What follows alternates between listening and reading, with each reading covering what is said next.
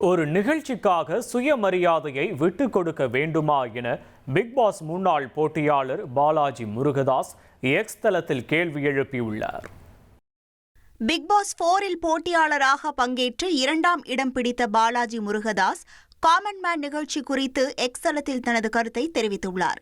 இந்த நிகழ்ச்சியில் பங்கேற்கும் போட்டியாளர்கள் நடத்தப்படும் விதம் குறித்து சமூக வலைதளங்களில் விமர்சனங்கள் எழுந்து வரும் நிலையில் பாலாஜி முருகதாசும் தனது ஆதங்கத்தை வெளிப்படுத்தியுள்ளார்.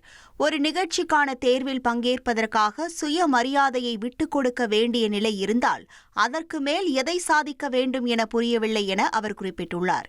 மேலும் கருத்துக்கள் மாறுபடலாம் என்றாலும் குடும்பத்தினர் மற்றும் நண்பர்கள் தங்களை பார்த்து கொண்டிருக்கிறார்கள் என்பதை மறந்துவிடக்கூடாது என்றும் சுயமரியாதைதான் முக்கியம் என்றும் பாலாஜி முருகதாஸ் தெரிவித்துள்ளார். இனி செல்லும் இடமெல்லாம் செய்தி.